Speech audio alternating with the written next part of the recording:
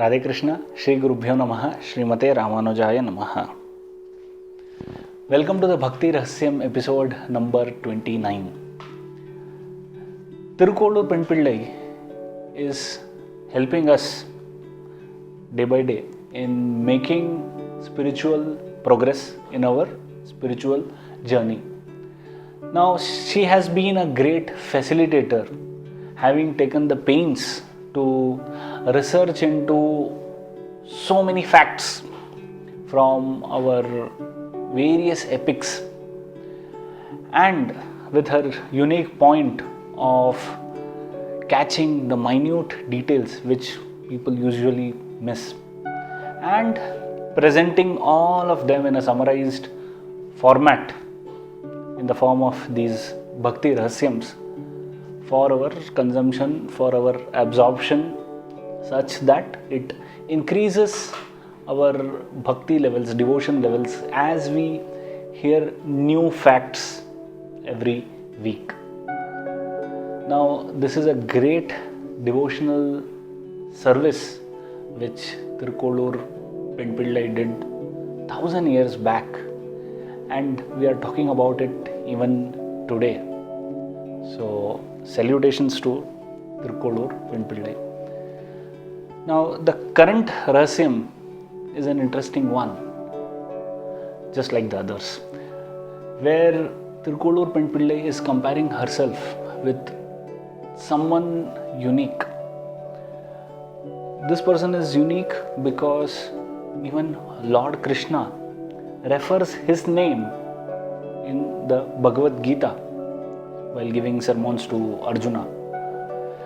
Now, in an organization context, if say the chief executive were to refer to an employee, say B, in all the meetings and addresses, so this chief executive is asking the other employees to follow the example of B, the way he or she conducts his or her day-to-day activities and the level of skill sets which he or she possesses.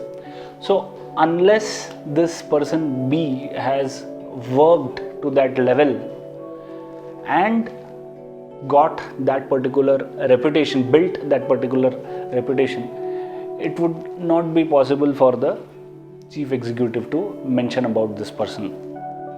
So similarly, in the Bhagavad Gita, Lord Krishna, the ultimate chief executive, is referring to a particular person's name.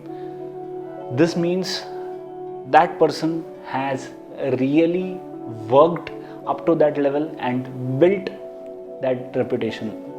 Now, who was this person? Why keep this as a suspense?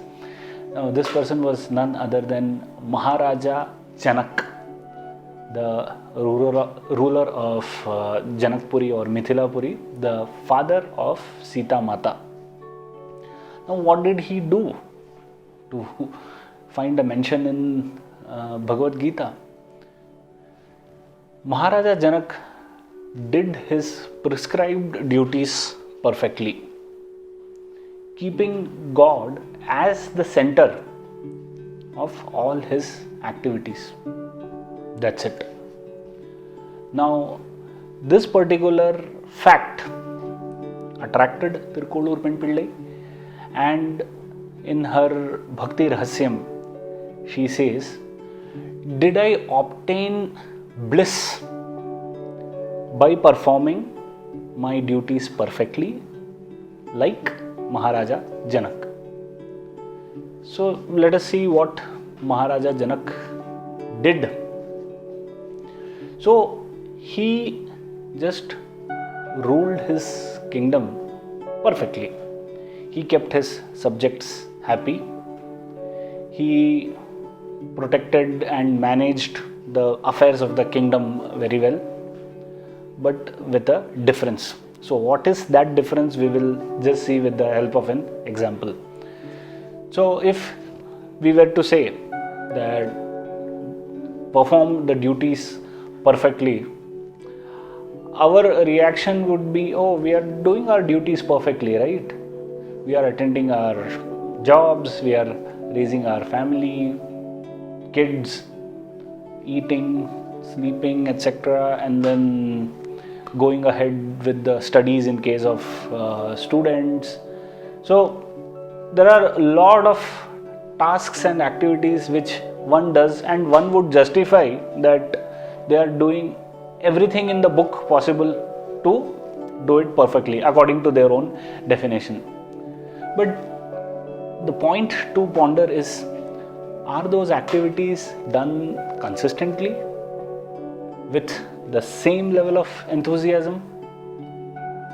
How about Monday blues, when the weekend hangover comes into or percolates into the Monday morning time? Thereby, is the level of enthusiasm the same as on Monday if you compare it with, say, a Thursday or a Friday? The level of enthusiasm actually goes up as the days in the week progress from Monday to Friday. Similarly, are we able to say in a simple language, are we able to build our office reports in a perfect mood throughout? The answer is no. Frustration creeps in. Similarly, in a student life, frustration would creep in while preparing for examinations, while writing the examinations. Now let us move out of the work or the academic life.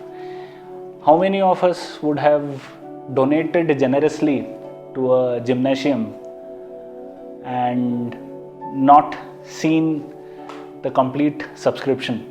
The enthusiasm is very high in week 1, where the attendance is daily and we are ready to experiment with all possible equipments and the exercises as prescribed by the gymnasium trainer.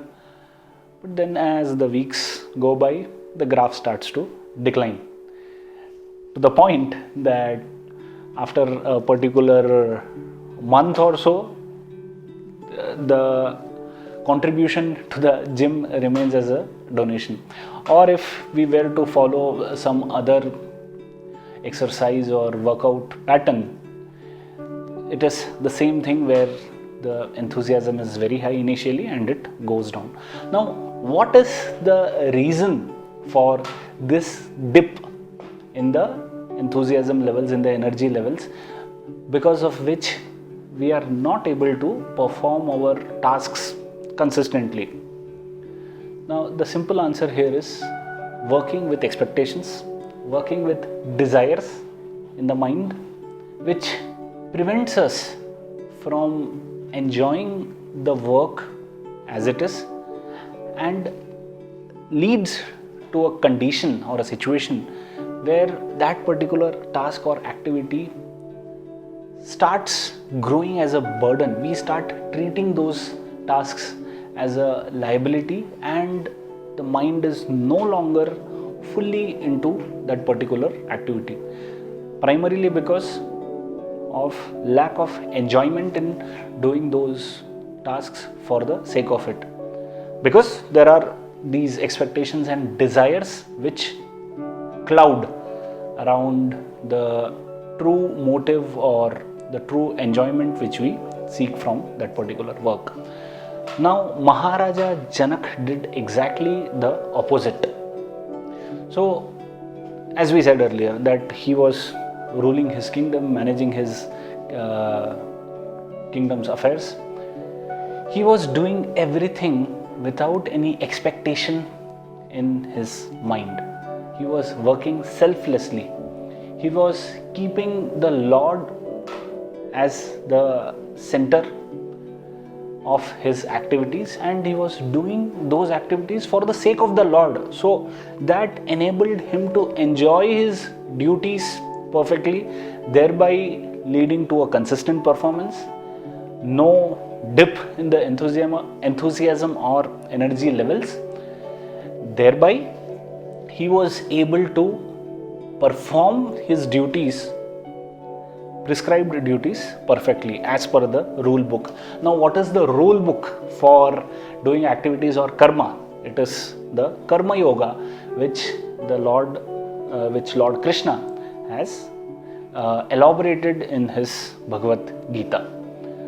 Now, for the performance of these actions in such a selfless manner, without an eye on the fruits, what did Maharaja Janak get in return? Goddess Sita. She took birth in his family. Now imagine if a goddess were to be born as a reward for performance of our duties perfectly, how it would feel. So that was Maharaja Janak's first gift. Then it didn't stop there. Lord Shri Ram, he chose to become the son-in-law of Maharaja Janak.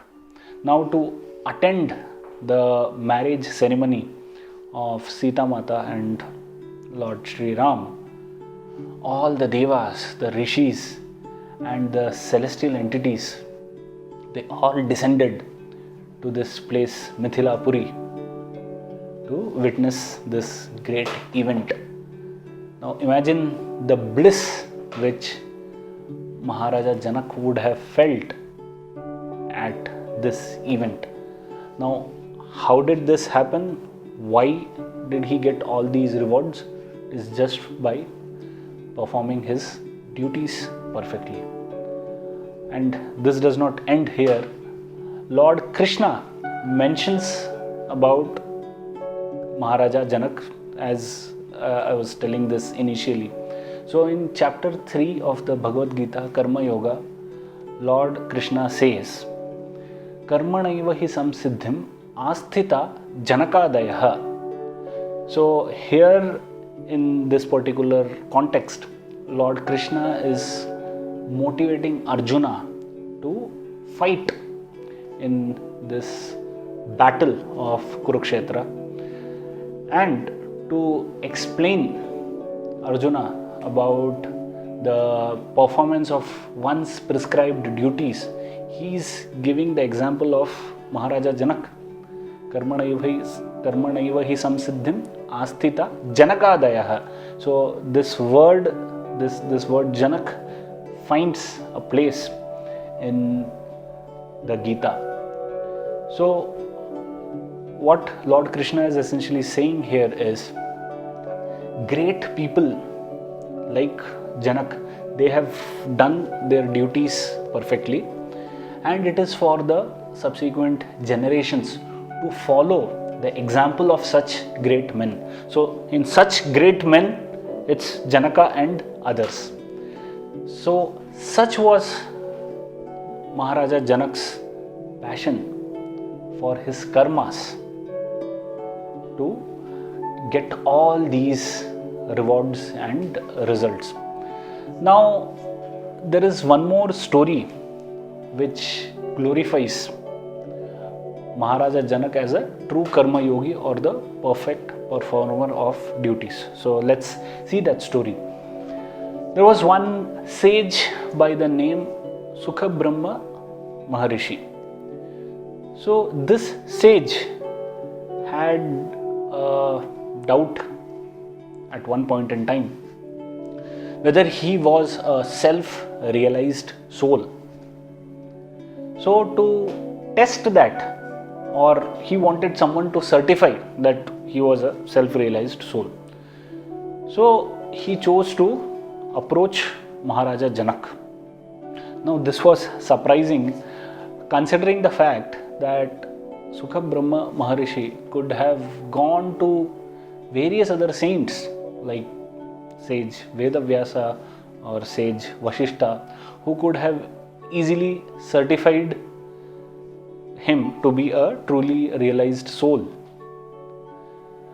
Yet he chose to come to Maharaja Janak. So he comes to the palace where he is stopped by the guards. They go in and tell Maharaja Janak that there is this person who appears to be a saint, he wants to meet you. Now, Maharaja Janak knew that it was Sukha Brahma Maharishi. So he tells the guards to ignore that person. So don't even go and pass on the message that you are not allowed inside. Rather, don't say anything to him. But the king wanted the guards to communicate what was happening with that person on a timely basis. 2 or 3 days passed. Literally, the guards treated him as a non-existing person. They completely ignored him. Yet, Sukha Brahma Maharishi did not bother about that. He kept on waiting in that place for 2 or 3 days. At the end of 3 days, Maharaja Janak asked his ministers to bring Sukha Brahma Maharishi into the palace with great honors. Now, think about it. If we were to be in this place of Sukha Brahma Maharishi and we were completely ignored, what would be our feelings? There will be a lot of negative energy which would be generated. How am I ignored? I'm such a great soul. Why is this king not even allowing me inside the palace? Forget allowing me inside. There is no communication from his guards. How dare he does this? So all these thoughts would be running in our minds. But Sukha Brahma Maharishi, he was involved, he was deep into his meditation in those 2 to 3 days. That is when Janaka asks his ministers to get him with full honors, and then he truly certifies him as a self-realized soul, saying that this was a deliberate test by the king to ignore Sukha Brahma Maharishi, yet he did not retaliate. He was just in his place, he was in his meditation, so nothing bothered him. No circumstance, no people could impact or make an influence in Sukha Brahma Maharishi's mind. So you are a truly realized soul. Now, Sukha Brahma Maharishi thanked Maharaja Janak, and he mentions that if true karma yogis like you certify me as a realized soul, then I am really blessed. Maharaja Janak prostrates before Sukha Brahma Maharishi as he is a truly realized soul. So this incident also glorifies the true nature of Maharaja Janak, that great saints like Sukha Brahma Maharishi wanted Raja Janak to certify him because they truly revered him as a karma yogi. So these are the various facts which are collated by Thirukkolur Penpillai, and here she compares herself and she laments that she did not perform her duties in a perfect manner like Maharaja Janak did. So because of his duties, he could get Sita Mata as his daughter, he could get Lord Ram as his son-in-law, and so many people have glorified him, starting from Lord Sri Krishna. So this was the message from the current Bhakti Rahasya. Now there are a lot of questions which this Bhakti Rahasya opens about how we perform our duties in our day-to-day lives. Whether we are performing it just as, whether we are treating it just as a liability and want to get over the task quickly, or whether we are really enjoying it, whether we have the results and the fruits of the action as the center point rather than having the activity itself and the Lord at the center, at the focus. And whatever be the situation we are in, are we able to perform our duties consistently without any dip in the energy or the enthusiasm levels? Are we able to, or can we follow the path laid by Maharaja Janak? So, too many questions to ponder about. Here, it would be worthwhile to also discuss what are the teachings or the message given by Lord Shri Krishna in the Bhagavad Gita about the Karma Yoga. Because we keep on hearing some statements or commonly uttered sentences like, oh, do your duty, don't bother about the results, karam karo, phal ki apeksha mat karo. So, what do they truly mean? What was the message behind saying these statements by Lord Shri Krishna, which was followed to the core by Maharaja Janak, and hence he was glorified. So we will be doing a short video on the message of Karma Yoga by Lord Shri Krishna and the Bhagavad Gita in our next Bhakti Rahasyam episode. So the next episode would be a continuation of this episode, where we will be focusing more about the principles of Karma Yoga, which is laid down by the Lord in the Bhagavad Gita. So that's all from this episode.